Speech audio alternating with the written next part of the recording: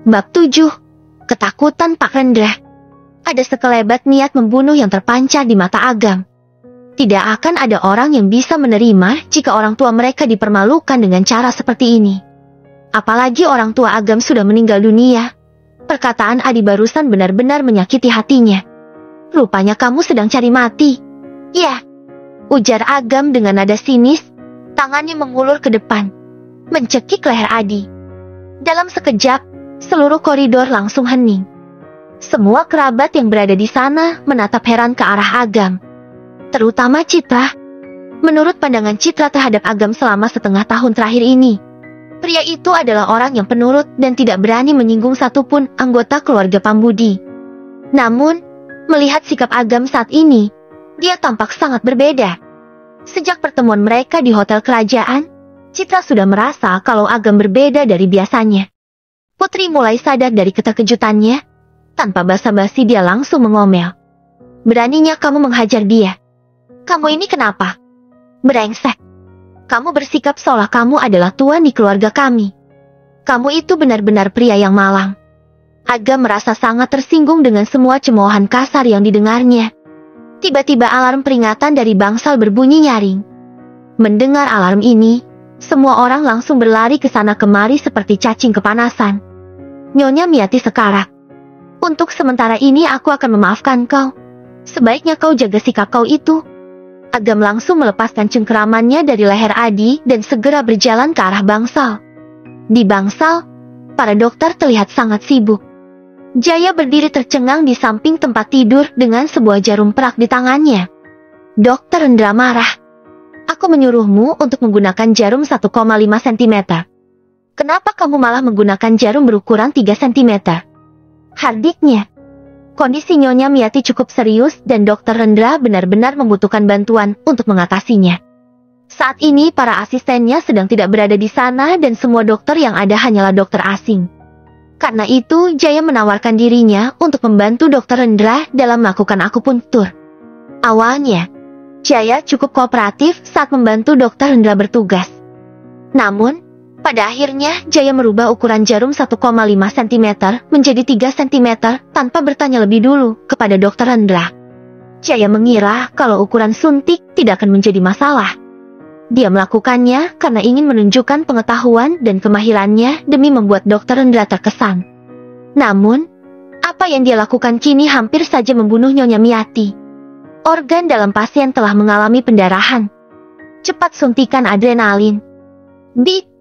Alarm peralatan medis pun berbunyi nyaring. Dokter Rendra masih belum menyerah. Dia tetap mencoba beberapa teknik akupuntur lain secara berturut-turut, tetapi itu semua berujung sia-sia. Dokter Rendra akhirnya meletakkan jarum-jarumnya, lantas mengeluh tak berdaya. Baiklah, tolong umumkan kematian Nyonya Miati. Semua orang yang hadir di ruangan itu pun tahu bahwa Nyonya Miati sudah tidak punya harapan. Begitu Jaya tersadar kembali akan apa yang terjadi, dia langsung berlutut dan menangis terseduh-seduh.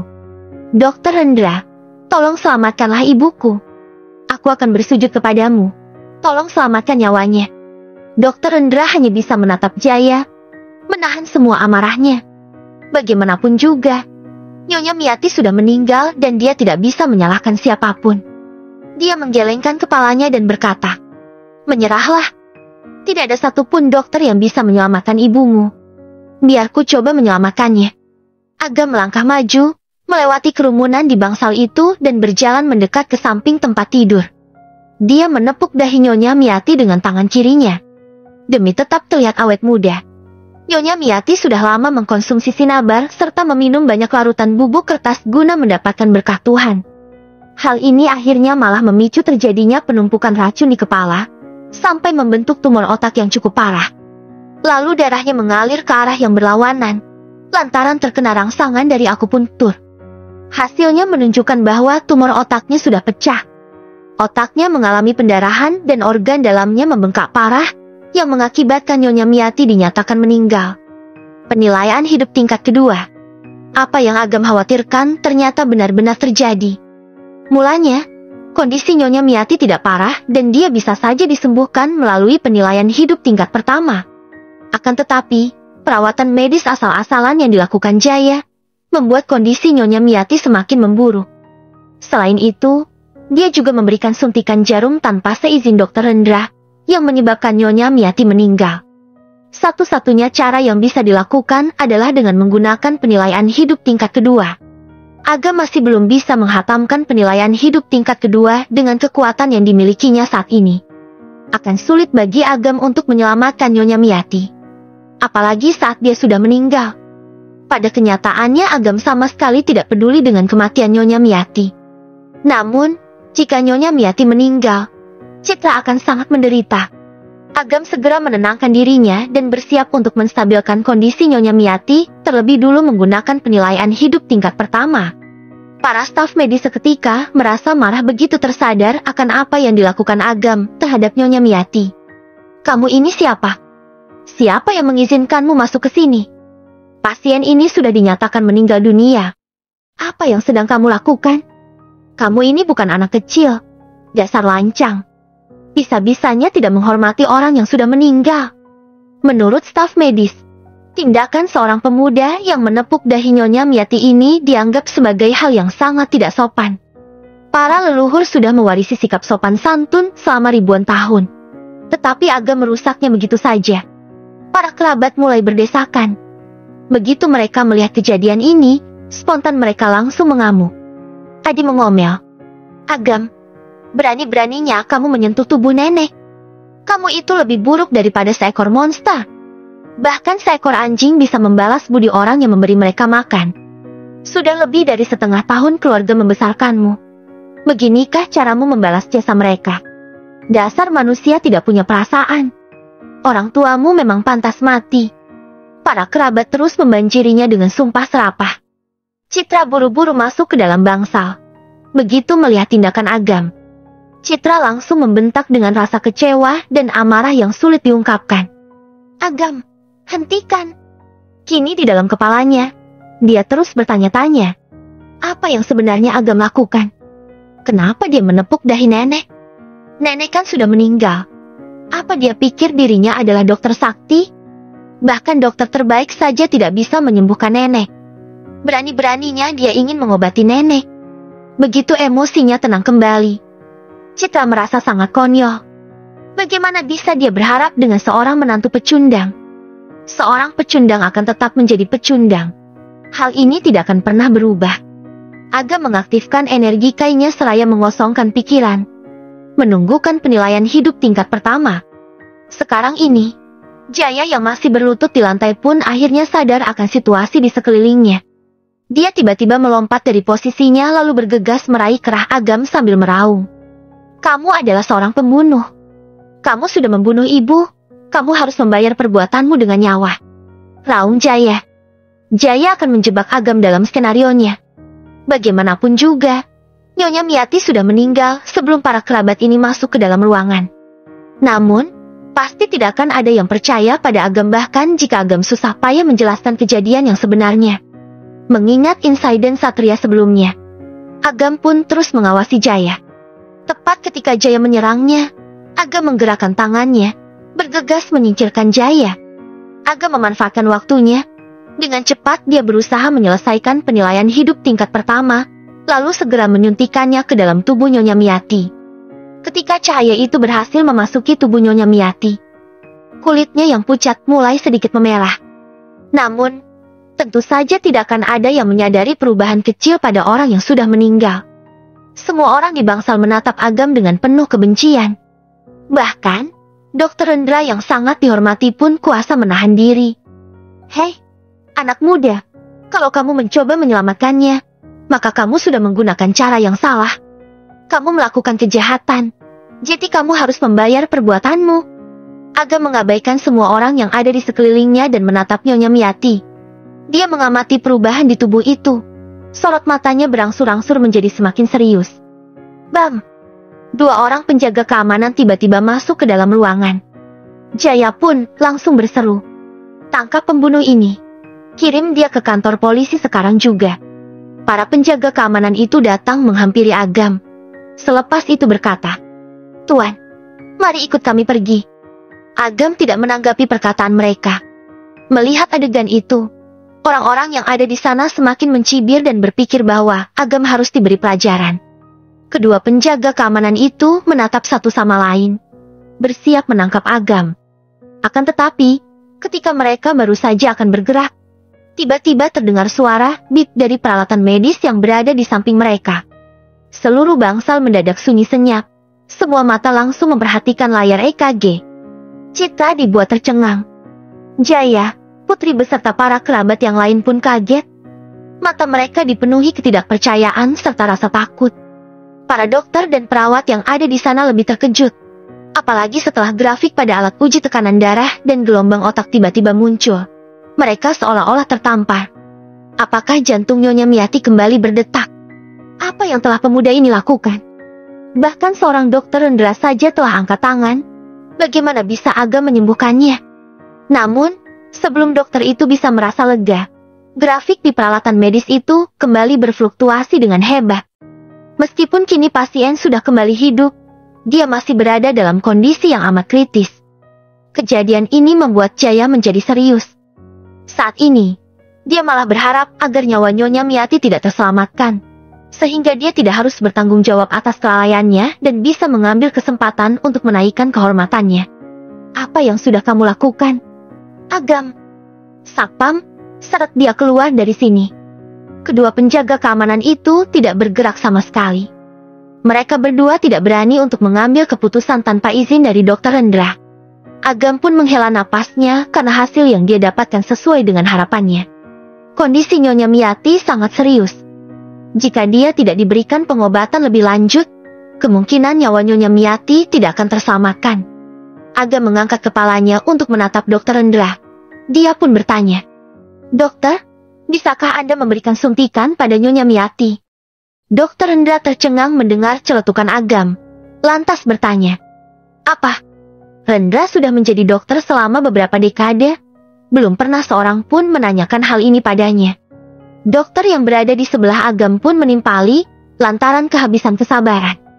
Tentu saja dia bisa.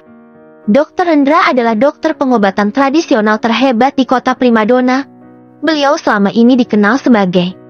Agam menyela ucapan dokter itu seraya melambaikan tangannya pada Dr. Rendra. Dia pun berkata, "Baiklah, tolong mendekat kemari. Aku membutuhkan bantuanmu." Waktu terus berjalan, Agam tidak punya waktu untuk menjelaskan. Suasananya sangat aneh. Bagaimana bisa Agam yang hanyalah seorang pemuda memerintahkan Dr. Rendra untuk membantunya? Dr. Rendra merasa penasaran dengan keberhasilan Agam dalam menyelamatkan nyawa Nyonya Miyati.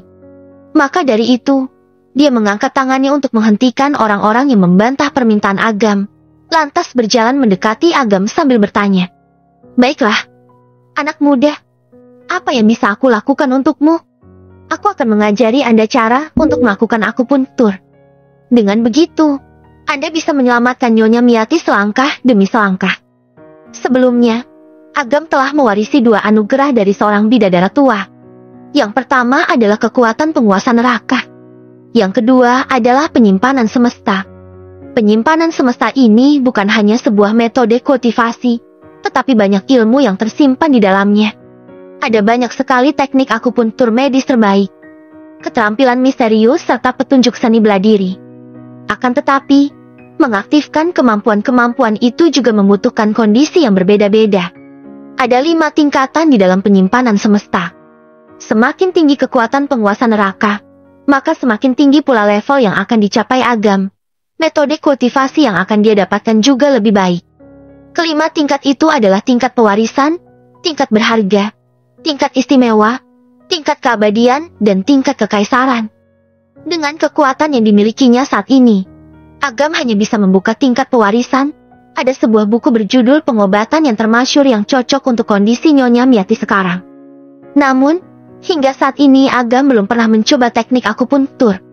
Dia sangat takut akan kesalahan, sehingga dia meminta Dr. Rendra untuk mengambil alih dan melakukan teknik akupuntur. Jaya mencibir, "Agam, untung ibuku masih bisa hidup. Apa kamu benar-benar berpikir kalau kamu adalah dokter yang terampil? Kenapa kamu tidak mengingat siapa dirimu sebenarnya? Beraninya kamu mengajari Dr. Rendra tentang teknik akupuntur." Agam sempat melirik ke arah Jaya sebelum berkata pada Dr. Rendra, Otak Nyonya Miati mengalami pendarahan. Anda tidak bisa menyelesaikannya dengan menggunakan gerakan ketiga dari metode pemurnian medis dan kimia. Sayangnya, akupuntur terakhir ditusuk 1,5 lebih dalam dari biasanya. Yang mana itu hampir membuat Nyonya Miati kehilangan nyawanya. Alhasil, aliran darah Nyonya Miati berbalik arah pada penyempitan pembuluh dan 8 meridiannya terblokir. Kita harus membukanya. Kalau saja aku telat 5 menit, nyawa Nyonya Miati pasti sudah tidak akan tertolong lagi. Apa yang Agam katakan hanya dianggap konyol oleh para dokter yang mendengar. Usia Agam masih terlalu muda. Bagaimana bisa dia mengajarkan Dr. Rendra, seorang ahli medis yang sudah bekerja di industri ini selama beberapa dekade? Para kerabat keluarga Pambudi juga menatap ke arah Agam dengan penuh kesombongan. Dr. Rendra adalah tokoh terkenal di kota primadona, tetapi Agam dengan lancangnya Nerani menceramahi dia di depan halayak umum. Jika Dr. Rendra sampai tersinggung, Agam pasti akan diusir dari kota primadona. Ketika mereka membalikan badan untuk menyaksikan reaksi Dr. Rendra, mereka melihat adegan yang luar biasa. Dr. Rendra sangat terkejut. Mulutnya menganga dan matanya dipenuhi oleh ketakutan. Ya, benar. Dr. Rendra kini ketakutan. Dia takut pada seorang pemuda yang bahkan baru berusia 24 tahun. Bab 8. Keajaiban medis. Bagaimana bisa Pak Rendra tidak terkejut ataupun bersemangat? Anak muda. Bukan, Pak. Anda sangat cerdas. Bolehkah saya bertanya, bagaimana pendapat Anda mengenai teknik saya? Seluruh kerabat dan para dokter tercengang dengan perubahan pada nada bicara Pak Rendra. Pak Rendra memiliki status yang tinggi. Sebelumnya dia tidak pernah bersikap rendah hati kepada orang lain, apalagi terhadap orang yang lebih muda darinya. Pak Rendra, yang terpenting sekarang adalah menyelamatkan Nyonya Miati. Iya, benar. Selamatkan Nyonya Miati terlebih dahulu. Pak Rendra adalah seorang senior. Kecerdasannya sudah tidak diragukan lagi. Kemudian, dia kembali mengeluarkan jarum perak dan berkata, "Pak, tolong bimbing saya." Agam memejamkan mata dan berpikir selama beberapa detik. Kemudian dia membuka matanya kembali. Mari kita mulai dengan akupuntur pada titik akupuntur Sanzuhui. Tuturnya. Pak Rendra kaget dan berujar. Titik akupuntur Sanzuhui. Dalam 9 gerakan metode pemurnian medis dan kimia, tidak ada deskripsi semacam itu. Dalam seluruh sejarah pengobatan tradisional Tiongkok, sangat jarang untuk memulai akupuntur dari kaki pasien. Agam, kamu hanya pecundang yang tidak berpendidikan. Mengapa kamu berpura-pura seolah tahu segalanya? Kamu baru saja membeberkan kebodohanmu. Dengan sorot menghina yang terpancar di matanya, Jaya memegang kacamatanya sembari berkata, "Syaraf yang ada di kaki pasien terhubung ke jantung. Jika kamu mulai melakukan akupuntur dari bagian kaki, hal itu akan memicu reaksi stres dalam tubuh, sehingga racun dalam jumlah yang sangat besar akan mengalir ke arah jantung. Aku rasa kamu betul-betul ingin membunuh nenekmu. Dasar bodoh." Agak melirik ke arah Jaya. "Kamu." Dengan raut muka geram, Jaya menahan amarahnya. Dia bersedekap dan mencibir. "Aku akan melihat berapa lama kamu bisa berpura-pura di depan begitu banyak orang." Batinnya. Ketika Agam melihat Pak Rendra kebingungan, dia berujar pelan. Meskipun metode pemurnian medis dan kimia sangat bagus, metode itu tidak cukup untuk mengatasi masalah seperti sekarang. Kita perlu menggunakan metode ketiga dari pengobatan yang termasyhur untuk menyelamatkan Nyonya Miati. Pak Rendra terperangah seakan-akan dia baru saja melihat hantu, lalu dia bertanya dengan pelan. "Maksud Anda buku pengobatan yang termasyhur yang ditulis oleh Dr. Sakti?" "Ya Tuhan, buku medis tersohor itu telah hilang 700 tahun yang lalu. Kenapa Anda?" "Ikuti saya." Aga memberikan isyarat menggunakan tangannya dan tidak berkata apa-apa lagi. "Baiklah." Pak Rendra berusaha untuk menenangkan dirinya, tetapi jarum yang dipegang olehnya tidak berhenti gemetar. Sekelompok dokter yang berada di dekatnya tampak sangat tercengang.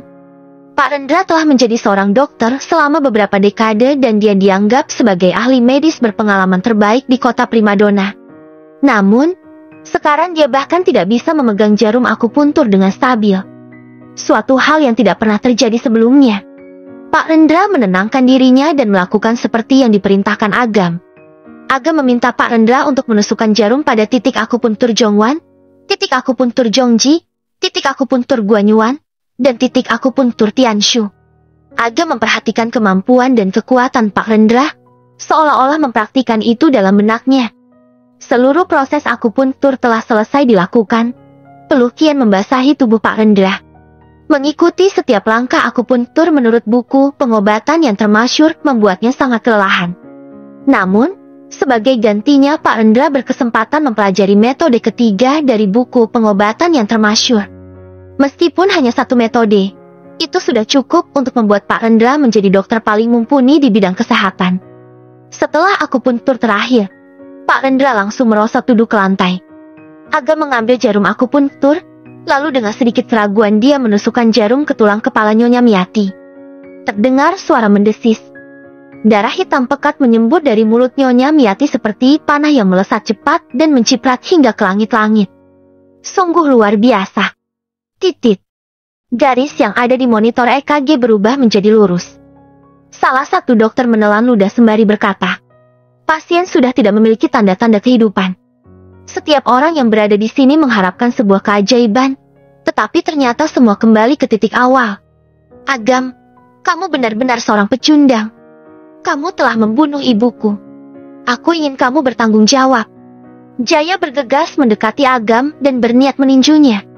Agam hendak melawan, tapi dia dihentikan oleh Citra. Agam sempat terkejut sejenak saat melihat Citra. Citra menaruh perhatian pada kehormatan keluarga dan sangat menyayangi keluarganya. Namun, kali ini dia melawan keyakinannya dan berdiri tegak persis di hadapan Agam. Agam membatin. Mengapa dia melakukan ini? Jaya sangat marah. Berani-beraninya kamu. Kamu adalah bagian dari anggota keluarga Pambudi. Citra, apakah kamu masih ingin membantu pecundang ini? Percaya atau tidak, aku benar-benar akan mendepakmu dari keluarga Pambudi. Meski diselimuti keraguan sesaat, dengan tegas Citra berujar, Paman Jaya, ketika Agam datang, nenek telah sekarat. Agam hanya ingin menyelamatkan nenek semampunya. Paman tidak bisa menyalahkannya. Itu tidak adil baginya. Apa maksudmu? Apakah kamu ingin mengatakan bahwa kematian nenekmu tidak ada hubungannya dengan pecundang ini? Jadi kamu menyalahkanku. Jaya tampak sedemikian marah, takut apabila dia akan dimintai pertanggungjawaban. Ketika Jaya hendak memberikan pelajaran kepada Citra untuk menyadarkan betapa berkuasanya dia, Pak Rendra menghela napas lalu menggertak. Jaya, apakah kamu berniat memukul penyelamatmu? Dengan nada memelas bercampur jengkel, Jaya menjawab. Pak Rendra, semua orang telah melihatnya. Dia membunuh ibuku. Bisa-bisanya dia dianggap sebagai seorang penyelamat. Dasar kamu tidak tahu diri. Cibir Pak Rendra. Saat ini, Agam mencabut jarum terakhir. Seketika itu juga, Nyonya Miyati membuka mulutnya lebar-lebar dan menarik napas berat. Kemudian, sontak seluruh detak jantung, napas, gelombang otak dan semua fungsi fisik lainnya kembali normal. Setelah beberapa detik, Nyonya Miyati akhirnya membuka mata. Dia sudah sadar. Nyonya Miyati telah sadar sekarang. Ya Tuhan, Nyonya Miyati diselamatkan dari ambang kematian 2 kali berturut-turut. Ini sungguh keajaiban. Semua dokter tampak takjub, satu persatu memandang Agam dengan hormat. Mereka bahkan membungkuk hormat di hadapan Agam sebagai permintaan maaf atas kesalahpahaman mereka sebelumnya. Citra pun tercenung dan memandang Agam yang dihormati oleh para dokter. Untuk sekejap dia merasa sedang bermimpi. Dalam benaknya, dia berpikir, apakah Agam masih dianggap sebagai menantu laki-laki yang tidak berguna di keluarga ini? Ibu! Jaya bergegas menuju tempat tidur dan menangis getir. Semua kerabat juga bergegas, khawatir apabila Nyonya Miyati tidak melihat mereka. Ketika Nyonya Miyati berhasil diselamatkan, Agam membalikan badan dan segera meninggalkan ruangan. Pak, tunggu sebentar. Pak Rendra segera berlari mengejarnya. Ada apa? Tanya Agam bingung. Pak Rendra menghela napas panjang dan membungkuk hormat di hadapan Agam. Agam cepat-cepat menghentikannya. Anda adalah seorang dokter senior. Bagaimana bisa Anda memberi membungkuk kepada saya? Anda telah mengajari saya metode ketiga dari pengobatan yang termasyhur. Anda adalah guru saya. Jadi sudah sewajarnya bagi saya untuk memberikan penghormatan kepada Anda. Sama-sama, Pak Rendra. Tanpa aku pun tur dari Anda, Nyonya Miati tidak akan bisa sadar. Sedangkan untuk pengobatan yang termasyhur, itu hanyalah berkat buku medis yang telah menyelamatkan banyak orang di dunia ini. Tak ada satupun kebenaran yang tidak bisa diajarkan. Setiap orang memiliki sisi egoisnya sendiri, tak terkecuali Agam. Bagi orang luar, pengobatan yang termasyhur menjadi sangat berharga. Tetapi sejatinya itu termasuk metode medis tingkat rendah di penyimpanan semesta. Oleh karenanya, tidak akan menjadi masalah apabila Agam mengajarkan metode pengobatan ini kepada Pak Rendra dan menganggapnya sebagai bantuan semata. Namun, tentu saja Agam tidak mengatakannya langsung karena nanti malah akan menyakiti perasaan Pak Rendra. Air mata mengalir dari mata Pak Rendra, tubuhnya seketika gemetar. Pak, Anda sangat baik. Bolehkah saya tahu nama Anda? Nama saya Agam Hairil. Anda bisa memanggil saya Agam. Sebaiknya saya memanggil Anda dengan sebutan Pak Agam. Pak Rendra menjawab panggilan telepon dan pergi menemui direktur rumah sakit. Sebelum beranjak pergi, dia bertukar kontak dengan Agam. Pak Rendra berkata kepada Agam bahwa dia berniat untuk konsultasi dengannya tentang keterampilan medis apabila Agam punya waktu. Kebetulan, Agam juga ingin mempelajari teknik dan mendapat pengalaman akupuntur dari Pak Rendra. Di kamar inap, Nyonya Miati pulih dengan cepat. Dia bahkan sudah bisa bangkit dari tempat tidur dan berjalan beberapa langkah. Seperti biasa, dokter meninggalkan kamar inap setelah memeriksa keadaan Nyonya Miati. Nenek tahu tidak, saat nenek jatuh aku sangat takut hingga nyaris pingsan. Aku pikir, aku tidak bisa melihat nenek lagi selamanya. Irma menyeka air matanya dan menangis. Masih dengan jantungnya yang berdebar ketakutan, Nyonya Miati menghela napas, mendongakkan kepalanya, lalu bertanya, "Siapa yang menyelamatkan nyawaku?" Jaya tersenyum dan menjawab, "Pak Rendra, Direktur Asosiasi Trans Taruna. Tidak ada orang lain. Kamu putraku, Jaya. Aku tadi pingsan. Memangnya kamu tidak khawatir?" Tanya Nyonya Miati sambil tersenyum. "Bu, kami sangat beruntung bisa melihat ibu sehat kembali." Jaya tersenyum, berpura-pura menghindari topik itu. "Jaya, ibu bertanya kepadamu, kenapa kamu tidak mengatakan yang sebenarnya?" Ujar seorang wanita. Dia adalah Dewi Hutama, istri Jaya Pambudi, yang segera datang setelah mendengar berita mertuanya pingsan. Dewi tidak sabar untuk bercerita. "Ibu tahu tidak? Ketika Jaya melihat ibu pingsan, dia segera menyelamatkan ibu sebelum terlambat. Setelah dia membawa ibu ke rumah sakit, dia juga masih sibuk berusaha sekuat tenaga untuk memperjuangkan hidup ibu, dibantu oleh Pak Rendra. Bahkan baru saja aku melihatnya menangis sendirian dari balik pintu." Nyonya Miati pura-pura menyalahkan putranya.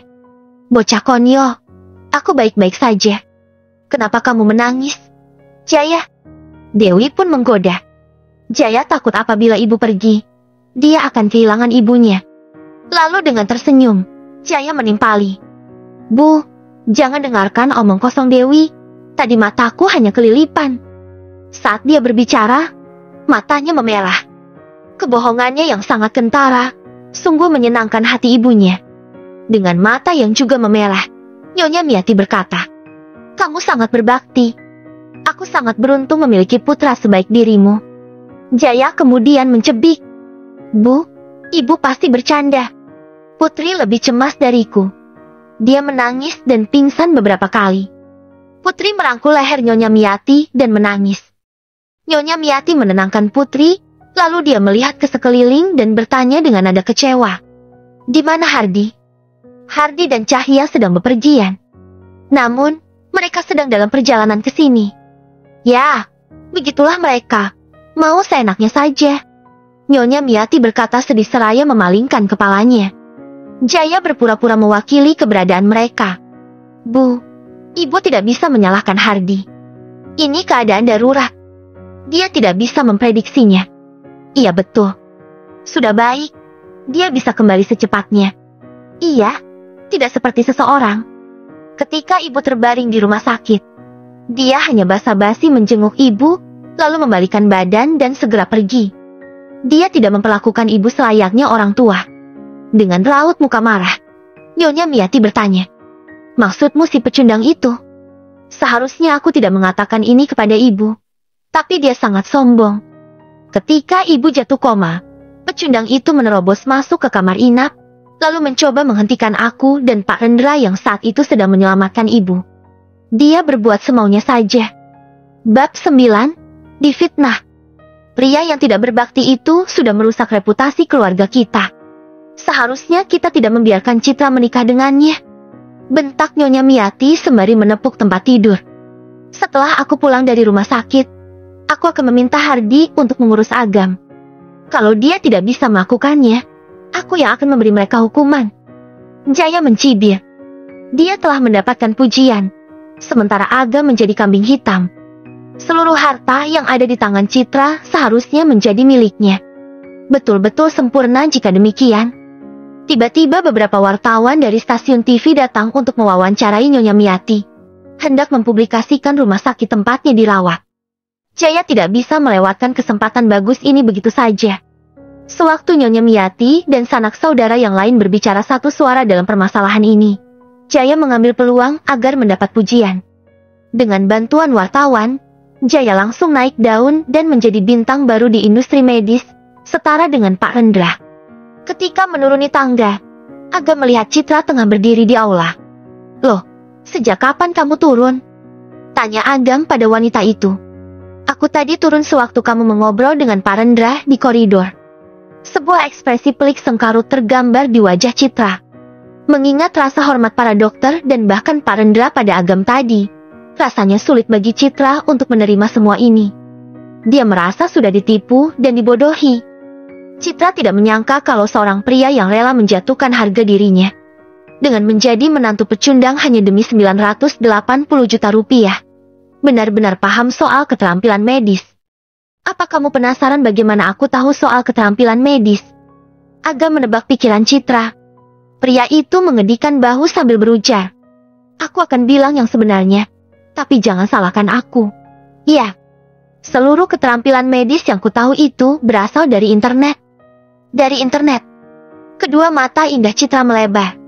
Dia tampak berpikir. Hanya begitu saja. Iya, kan aku sudah pernah bilang padamu. Setelah Kirana terkena penyakit parah, aku sering melihat-lihat forum medis dan membaca beberapa buku medis. Aku pernah melihat kasus serupa di sebuah postingan, mirip dengan kondisi Nyonya Miati, jadi aku mencobanya. Apa kamu betul-betul berpikir kalau aku adalah reinkarnasi dari seorang dokter yang terampil? Agam bertanya, tetapi langsung dibantah mentah-mentah oleh Citra. Mana mungkin? Aku tahu kok kemampuanmu bagaimana. Jawab Citra penuh amarah. Kamu itu terlalu berani. Tahu, kamu cuma membaca sebuah postingan. Bagaimana bisa kamu seberani itu mempraktikannya pada nenek? Bagaimana kalau terjadi sesuatu terhadap beliau? Apa kamu sedang memedulikanku? Agam bertanya dengan nada terkejut. Citra kaget dengan pertanyaan Agam barusan. Dia langsung menoleh. Tidak, bukan begitu. Aku cuma takut kalau kamu akan membuatku terkena masalah. Saat ini, Citra terpikirkan kejadian saat dia bersikap jahat terhadap Agam waktu itu, termasuk ketidakpercayaannya pada pria itu. Dia merasa sangat bersalah. Namun, karena gengsinya, Citra tidak berkata lembut kepada Agam ataupun meminta maaf. Astaga Citra, kenapa kamu ada di sini? Sepasang suami istri yang menjinjing beberapa tas tampak terburu-buru masuk ke dalam rumah sakit. Wanita itu mengenakan gaun bermotif bunga dan sandal. Tampaknya dia baru saja pulang liburan. Paman Jaya, Tante Putri dan keluarga mereka semua ada di atas. Mereka mungkin saja bergosip tentangmu sewaktu kamu turun. Cepat naik ke atas. Cahya, ibu mertua Agam terus mengomel. Dia berbalik untuk melihat ke arah Hardi, sang suami yang sedang membawa ransel. Aku cuma meminta kamu untuk mengambil beberapa tas saja. Astaga cepatlah. Dia lanjut marah-marah. Hardi mengeluh. Semua ini isinya kosmetik dan sepatumu. Bawa saja sendiri. Kenapa kamu mulai berani menjawabku? Kalau bukan karena ibumu, aku pasti masih berada di dalam spa di Megarian sekarang. Bentak Cahya. Lalu dia mengeluarkan lipstik merah dan cermin kecil untuk memakai ulang lipstiknya. Agam beranjak membantu ayah mertuanya dengan mengambil tas-tas ransel itu. Hardy lalu bertanya dengan nada yang ramah. Bagaimana kabar nenekmu, Agam? Citra khawatir kalau Agam akan mengatakan yang tidak-tidak, sehingga dia memotong dan menjawab lebih dulu. Nenek sudah melewati masa kritisnya. Dokter bilang kalau beliau baik-baik saja. Itu juga karena Citra ingin memberi pujian kepada Agam, tetapi langsung disela oleh gosip dari bibir Cahya. Wajar kalau orang tua sakit sesekali. Ini bukan sebuah masalah besar. Kok? Setelah selesai memakai lipstiknya, Cahya melirik Agam seraya berujar. Hei, kamu, taruh barang-barang ini di lift. Tetapi kamu jangan ikut naik. Jangan coba-coba mempermalukanku. Ya. Agam menunduk untuk mengambil dan membawa barang-barang itu. Ibu mertuanya ini memang lebih banyak mengeluh ketimbang kerabat yang lain. Pernikahan Agam dengan Citra memang membuat Cahya Jeti kehilangan kesempatan untuk punya menantu yang ideal. Sebaliknya, Irma, putri dari Jaya, memiliki suami yang merupakan seorang eksekutif senior dari sebuah perusahaan ternama. Cahya merasa hal ini betul-betul tidak adil. Cahya sedang mengipas-ngipasi dirinya di depan lift sambil mengawasi Agam memindahkan barang-barangnya. Dia menatap pria muda itu dari atas ke bawah dan menyadari bahwa Agam mengenakan pakaian murahan yang membuatnya terlihat sama sekali tidak keren. Pria itu terlihat seperti orang miskin yang tinggal di pegunungan. Cahya memutar bola matanya lantaran muak. Lalu dia berbalik untuk menatap Citra. Nak, ayahmu dan aku kenal seorang pemuda kaya dan tampan. Keluarganya punya usaha tambang minyak dengan pendapatan paling tidak 140 miliar setahun. Kamu bisa mengobrol dengannya nanti. Ibu, apa ibu memberikan foto-foto dan nomor teleponku kepada orang lain tanpa seizinku? Pernah tidak sih ibu memikirkan perasaanku? Tanya Citra dengan marah. Loh, kenapa bisa ibu tidak memikirkanmu? Sudah hampir setahun pecundang ini menikah denganmu. Kalau kamu mengusirnya suatu hari nanti, kamu tentu akan mencari pria lain, bukan? Aku tidak mau membicarakan hal ini. Citra Jeti frustrasi. Setelah membawa barang-barang itu ke lift, Agam berbalik dan hendak pergi. Nah, sekarang kamu pulang dan bereskan rumah. Perintah Cahya. Tetapi aku harus menjaga kakakku saat ini. Apa kamu bilang? Apa aku menghabiskan 980 juta rupiahku dengan sia-sia? Kamu itu cuma budak di sini. Berani sekali membantahku. Cahya berkacak pinggang selagi berbicara pedas. Seluruh staf medis dan para pasien menatap wanita itu. Mereka menggelengkan kepala dan menghela napas penuh tidak percaya. Di mata orang lain, Agam hanya seorang gigolo. Dia mengepalkan kedua tangannya, mengertakkan gigi, perlahan-lahan cengkeramannya mulai mengendur. Dia tidak ingin berdebat dengan Cahya, jadi dia memilih berbalik dan meninggalkan rumah sakit. Agam menyeberang jalan raya untuk menunggu bus. Tiba-tiba, sebuah mobil mewah berhenti tepat di gerbang rumah sakit. Yesi, Hadi, dan yang lainnya keluar dari mobil dan buru-buru masuk ke dalam rumah sakit. Agam agak terkejut. Untuk apa wanita itu datang ke sini? Pikirnya. Namun, Agam tidak banyak berpikir. Lagi pula, mereka berdua baru bertemu sekali, jadi tidak perlu saling menyapa, kan? Sesampainya di rumah, Agam langsung membereskan rumah. Dia tidak berhenti sampai larut malam. Saat ini, dia tengah duduk di sofa dan menonton TV. Sore ini, sebuah keajaiban telah terjadi di ruang UGD rumah sakit pertama. Dengan kemampuan medisnya yang luar biasa, Jaya, seorang profesor medis di universitas, telah menyelamatkan wanita berusia 93 tahun dari ambang kematian. Wanita tua ini kebetulan adalah ibunya. Jaya tengah diwawancarai dalam berita itu. Agam, bajingan, dasar brengsek. Cahya berteriak pada Agam bahkan sebelum wanita itu bisa melihatnya. Cahya mendobrak pintu dan masuk begitu saja. Hardy di sampingnya juga tampak kacau. Citra mengikutinya dari belakang.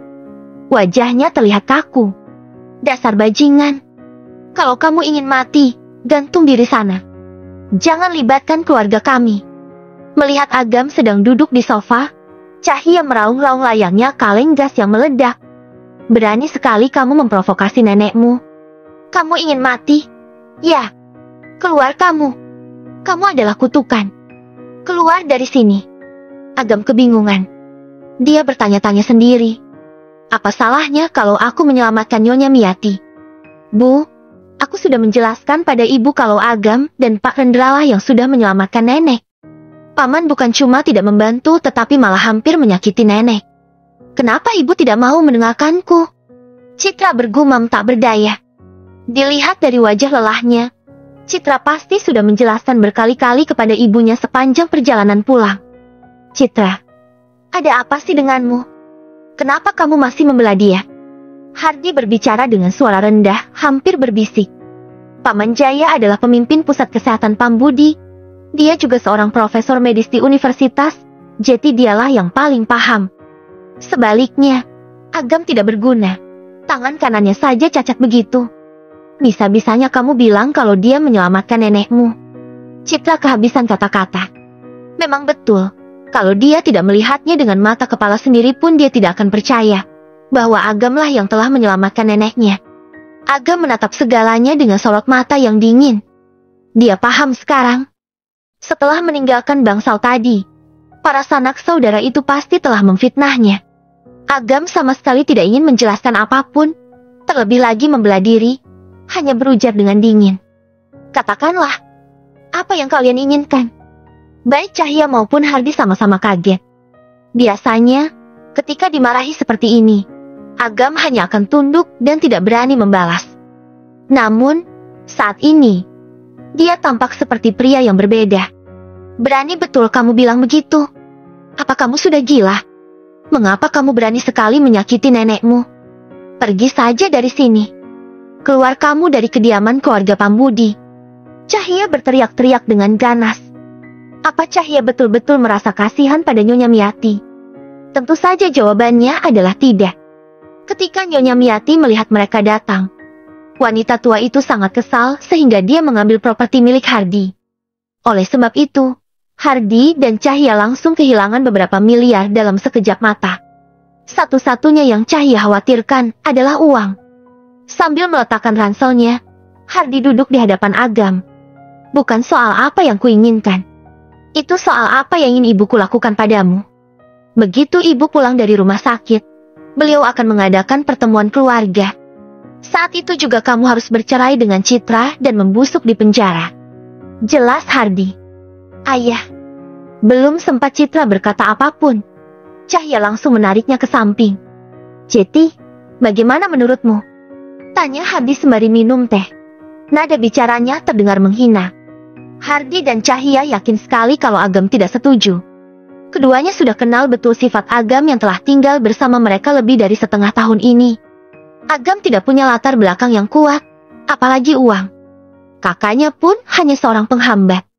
Kalau Agam meninggalkan keluarga Pambudi, dia akan mati kelaparan hanya dalam kurun waktu setengah bulan. Soal masuk penjara, dia pasti tidak berani untuk melakukan itu. Mereka berdua sudah terbayang kalau Agam akan berlutut dan memohon agar mereka tidak mengusirnya dari keluarga ini. Melihat tingkah sok berkuasa mereka, Agam menjadi geram. Ya, aku juga sudahlah tinggal di kediaman ini. Kalau Citra mau bercerai denganku, maka aku akan setuju.